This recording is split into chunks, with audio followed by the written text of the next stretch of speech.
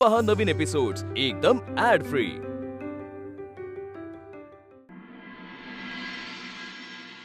मी एका गाण्याच्या कार्यक्रमाला गेले होते। तू आणि गाण्याच्या कार्यक्रमाला?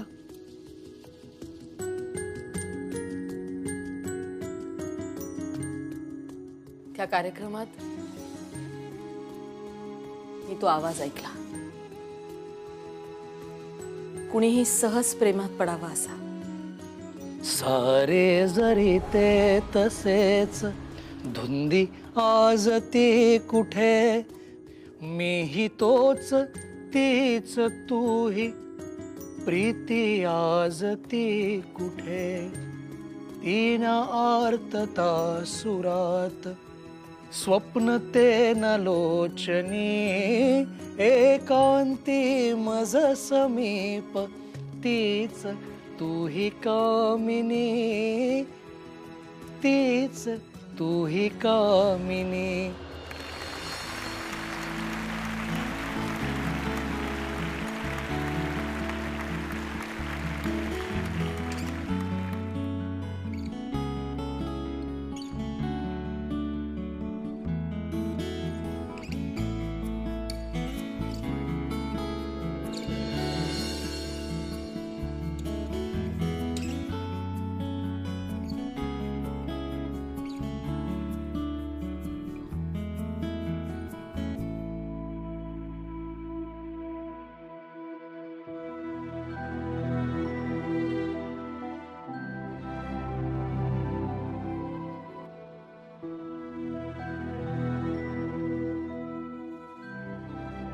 Excuse me.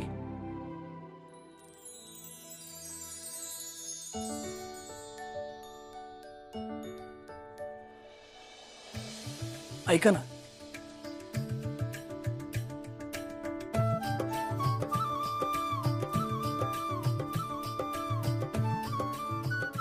तुमचा रुमाल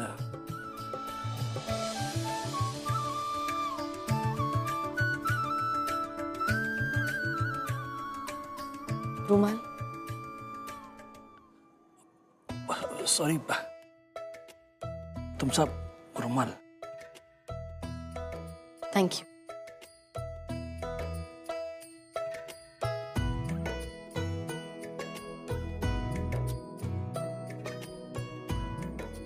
एक्सक्यूज मी, तुम्ही खूप छान गाता। थँक्यू।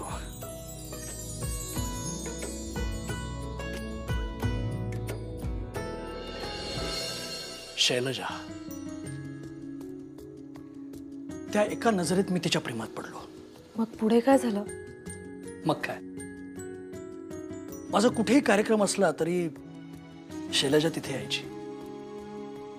आमचं बोलणं नाही व्हायचं, पण माझी नजर तिच्यावरून हटायची नाही। असं वाटायचं की मी फक्त आणि फक्त तिच्यासाठी गातोय। प्रत्यक्ष संवाद नाही, पण नजरेतून कळायचं तिला काय सांगायचंय। आणि एक दिवस मी ठरवलं शैलजाला भेटायचं आणि तिच्याशी बोलायचं।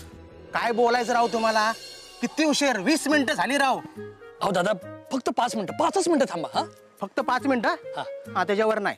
हो, हा, प्लीज थांबा। मी तुम्हाला सोडू का? मी त्याच बाजूला चाललोय, लिफ्ट देऊ का? मी मनो। हो, रिक्षावाले कॉलेज रोडला येणार काय? नाही नाही नाही, मी- engage आहे. त्यांचं भाडं आहे. त्याच बाजूला चाललोय। काय किती वाजले? आम्हाला उशीर होतोय। नाही नाही नाही नाही, एंगेज आहे। जा जा, दुसरे बघा, दुसरे बघा। ऑटो,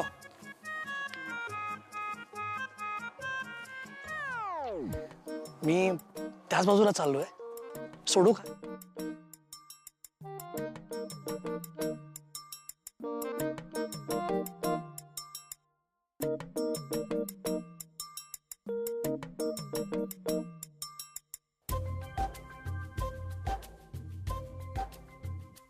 हो साहेब, नक्की जाणार आहे ना तुम्ही? आपल्या टायमाची कशाला खोटी करताय राव? दादा, अहो मला खरंच जायचंय, नाहीतर कशाला थांबवली असती? हा, थोडं थांबा प्लीज। अहो साहेब, मी एवढा वेळ नाही थांबू शकत हो। मी तुम्हाला सांगतो, मी तुमच्याकडं वेटिंग चार्ज घेणार बघा। वेटिंग चार्ज हा हा घ्या ना, घ्या घ्या वेटिंग चार्ज घ्या. हक्क आहे तुमचा तो. घेणारच ना. एक मिनिट एक मिनिट.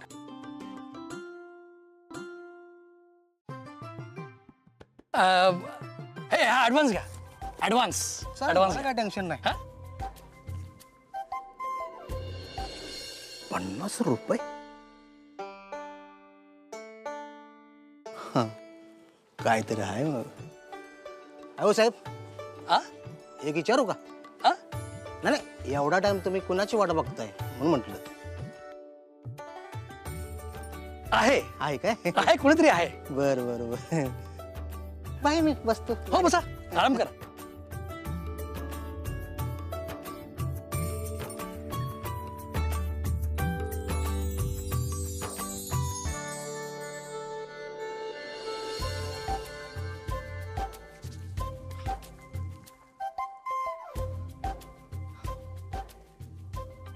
हा ड्रायव्हर दादा, हा गाडी घेऊन या.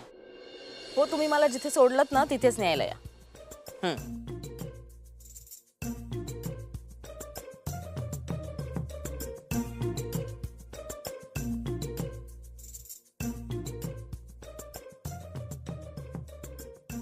दादा चला.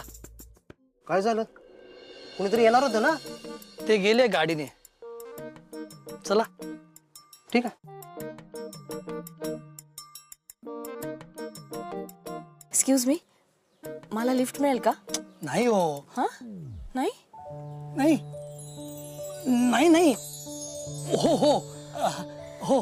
ऍक्च्युली माझी गाडी बंद पडली आहे. अच्छा हो का? हा, अच्छा हो का? अरे अरे. ओ या ना, या प्लीज या. थँक्यू. आणि मनोहरने मला लिफ्ट दिली. आम्ही दोघं जण पहिल्यांदा एकमेकांशी बोललो. आणि तुला खरं सांगू प्रभास, त्याच्याशी बोलत असताना मला असं वाटलं की मी गेले कित्येक वर्ष त्याच्याशी बोलतेय. म्हणजे एखाद्या परक्या माणसाबरोबर बोलताना आपण खूप खूप फॉर्मल असतो, खूप अवघडल्यासारखं वाटतं आपल्याला. पण मनोहरशी बोलताना मला कधीच असं नाही वाटलं. उलट त्याच्याशी बोलताना मी खूप रिलॅक्स्ड असायचे. खूप छान वाटायचं मला. त्याच्याशी बोलता बोलता वेळ कसा निघून जायचा मला कळायचं सुद्धा नाही. आणि मग हळूहळू आमची मैत्री वाढली. त्याच्या गाण्याच्या कार्यक्रमामुळे आमच्या भेटीगाठीही वाढत गेल्या. अगदी छोट्या लेवलचा कार्यक्रम जरी असला ना तरी तो मला बोलवायचा. आणि मी आवर्जून जायचे. कधी कधी तर त्यांनी न बोलवताही जायचे. खरं सांगायचं तर त्याच्या गाण्यांच्या कार्यक्रमाला जायची सवय लागली होती मला. आणि घरी आल्यानंतर त्याची गाणी तासन तास गुणगुणत बसायचे. हे सगळं होत असताना मला त्याचा शांत समजूतदार स्वभाव आवडायला लागला होता. मी कधी चिडले ना की तो मिश्किलपणे गाणं गुणगुणायचा. आणि मग मला हसू यायचं. तोही खूप मनापासून हसायचा. खरं तर मनोहरच्या आवाजाच्या प्रेमात तर मी पहिल्या दिवसापासूनच होते. पण त्याच्या प्रेमात मी कधी पडले हे कळलंच नाही मला. आणि त्याच्या मनात नेमकं काय आहे हेही समजत नव्हतं मला. म्हणून मी ठरवलं मनोहर समोर जायचं आणि माझ्या मनातलं सगळं मोकळेपणाने सांगून टाकायचं. ऐक ना, आज दुपारी 1 वाजता आपण आपल्या नेहमीच्या ठिकाणी भेटूया. आणि उशीर करू नको हा, वेळेत ये. का ग? काही खास? खास नाही, सहज. नक्की ना? हो. ठीक आहे, मी पोचतो वेळेत. Bye bye. खास नाही, खूप जास्त खास आहे. आजचा दिवस तुझ्या माझ्यासाठी खूप खास आहे. अगदी लक्षात राहणारा. ए ताई, बोला ना दादा, कोणतं फुल देऊ? मला तिन्ही रंगाचं एक एक फूल दे.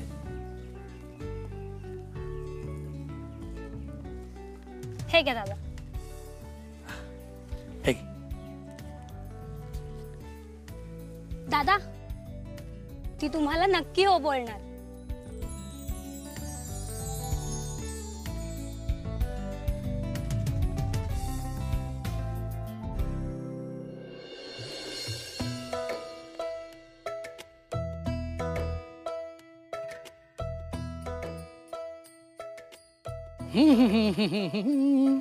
शाई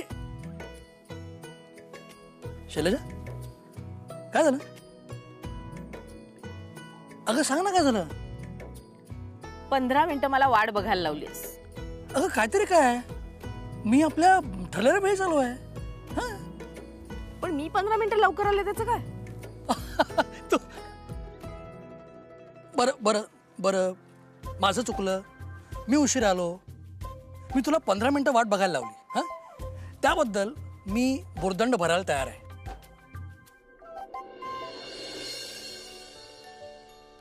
शैला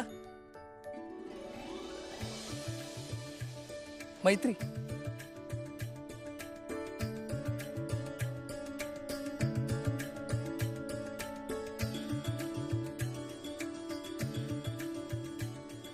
सलोखा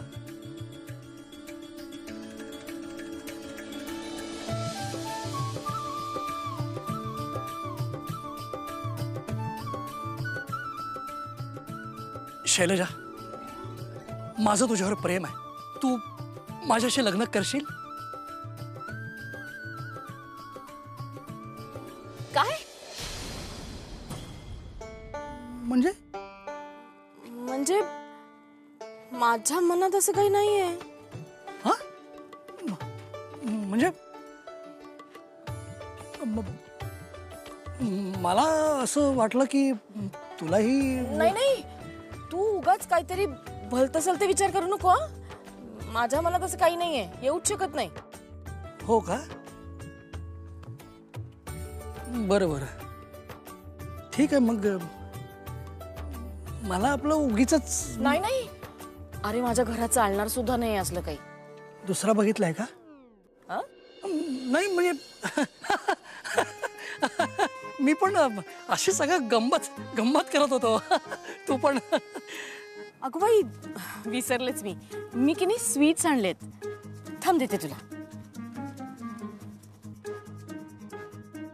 स्वीट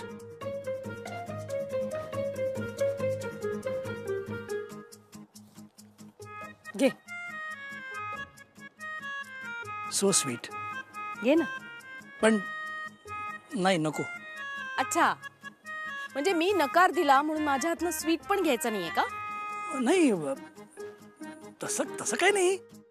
घे ना. सॉरी हा मनोहर, म्हणजे मी तुला नाही म्हटलं. खरंच असं काही मनात नाहीये ना माझ्या. नाही नाही अगं ठीक आहे. आणि तसं काही मनात ठेवू पण नकोस. आपण असेच आयुष्यभर मित्रासारखे राहू. Just friends.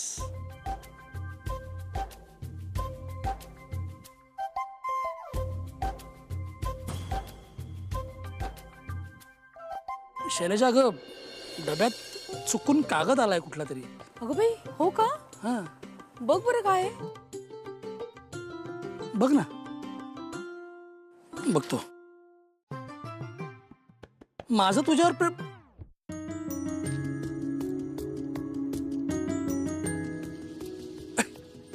तू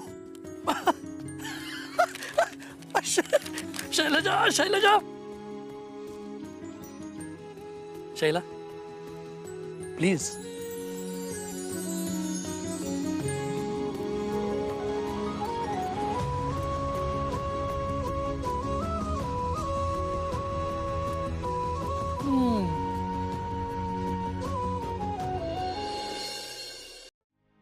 आपण ज्या व्यक्तीवर प्रेम करतो त्या व्यक्तीने सुद्धा आपल्यावर तितकंच प्रेम करणं, ह्यापेक्षा जास्त सुंदर भावना या जगात असूच शकत नाही. प्रत्येक क्षणी आपलं प्रेम आपल्या सोबत असावं असं वाटायचं मला. कामात लक्ष लागायचं नाही. चुकून कधीतरी मनोहरचं नाव तोंडातून निघून जायचं आणि मग या गोड चुकीवर गालातल्या गालात हसायचे. आपल्या चुका सुद्धा आपल्या आवडत्या व्यक्तीबरोबर शेअर करावंसं वाटणं म्हणजेच वेड्यासारखं प्रेम करणं, जे मी केलंय. खूप छान दिवस होते ते. स्वप्नाळू होते. नटणं थटणं, आरशासमोर तासन तास वेळ घालवणं, उगाचच हसणं, उगीच लाजणं. तू म्हणी अशी अशी नव्हती तेव्हा शैला. खूप वेगळी होती. अतिशय प्रेमळ, उत्साही, निर्मळ मनाची, माझ्या प्रत्येक गोष्टीकडे बारकाईने लक्ष देणारी, प्रसंगी हक्काने रागवणारी आणि तरीही मन लावून सगळं करणारी, चेहऱ्यावर कायम प्रसन्न हसू ठेवून वावरणारी अशी होती माझी शैलजा. मामा सॉरी, पण जेवढं मी त्यांना ओळखते ना त्यावरून मी असं म्हणेन की ह्यातलं त्यांच्यात खरंच काहीही नाही. तू शैलजाला ओळखतेस? कसं काय? हे बघ, मी ना ते सगळं तुला नंतर सांगेन. मला आधी हे जाणून घ्यायचं की तुमच्या बाबतीत पुढे काय घडलं. कसं असतं विणा, आपण मनात ठरवतो बरंच काही आणि घडतं भलतंच काहीतरी. आपल्याच मनातलं आपल्या नशिबाला पटत नाही आणि मग आपल्या सुखाला कोणाची तरी दृष्ट लागते.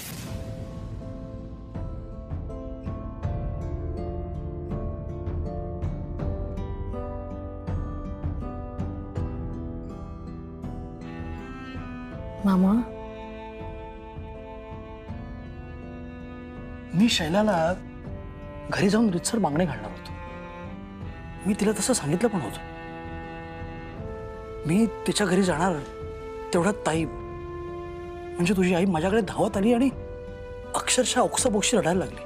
का? असं काय झालं होतं? रजनीला तिच्या प्रियकरांनी फसवलं होतं. तो तिला प्रेग्नंट करून तिच्या आयुष्यातून दूर कुठेतरी निघून गेला होता. घराची अब्रू वाचावी, दादांचा मान सन्मान गावात टिकून राहावा म्हणून ताईंनी मला रजनीशी लग्न करायची विनंती केली. ताईला नाही म्हणणं मला खरंच कठीण होतं. कारण फक्त ताईच नाही तर दादाही खूप खचून गेले होते. मला त्या दोघांची आणि तुझ्या भविष्याची काळजी वाटायला लागली. मामा, रे पण तू आई बाबांना तुझ्या प्रेमाबद्दल सांगितलं का नाहीस? सांगितलं असतं तर त्यांनी मला माझ्या प्रेमाचा त्याग करू दिला नसता आणि ते दोघे तसेच खचत राहिले असते. आणि त्यांना त्या अवस्थेत बघणं मला खूप कठीण गेलं असतं. मला त्यांच्या दुःखापेक्षा माझं प्रेम खूप छोटं वाटलं. पण मी शैलाला अंधारात ठेवणार नव्हतो. मी ठरवलं की तिला सगळं सांगून टाकायचं आणि मग मी तिला भेटायला गेलो. तू जेव्हा बाबांच्या समोर आपल्या लग्नाचा विषय काढशील ना तेव्हा अजिबात नर्वस होऊ नकोस. म्हणजे माझे बाबा तसे थोडेसे मिस्किल आहेत, म्हणजे समोरच्याची मस्करी करतात अरे. पण तू नको टेन्शन घेऊस हा. आणि हो, मध्ये मध्ये अडखळत बोलू नको हा. चांगलं दिसत नाही ना ते म्हणून. दादा वहिनी घरी असतील त्यांना नमस्कार कर वाकून, कळलं? मनोहर मनोहर, इतकी आनंदात ना आज. मला ना काय करू आणि काय नको असं झालंय. मी तर पुढचं प्लॅनिंग पण करून टाकलं. आपलं लग्न झालं ना की आपण कुठेतरी मस्त फॉरेनला फिरायला जाऊया किंवा तू म्हणशील तिकडे जाऊया, तुझ्या चॉईसने. ओके मनोहर, काय झालंय तुला? कसलं टेन्शन आलं एवढं? नको ना काळजी करूस. हे बघ, तू जेव्हा लग्नाचा विषय काढशील ना तेव्हा मी असेन तिथे तुझ्या बरोबर. शैला, आपलं लग्न नाही होऊ शकत. मनोहर, मस्करी करू नका. आता मी अजिबात मस्करीच्या मूड मध्ये नाहीये. एक तर आपल्याला घरी जायला उशीर होतोय. चल बरं लवकर. शैला, मी तुझ्याशी लग्न नाही करू शकत. मनोहर, अरे का? एक मिनिट, काय झालंय? तू इकडे बघ बरं. तू मला सांग, तुला माझ्या घरच्यांचा काही प्रॉब्लेम आहे का? किंवा तुझ्या घरच्यांना माझा प्रॉब्लेम आहे का? हे बघ, माझ्याबद्दल काही असेल ना, म्हणजे त्यांना प्रॉब्लेम असेल तर मी म्हंटल ना तुला,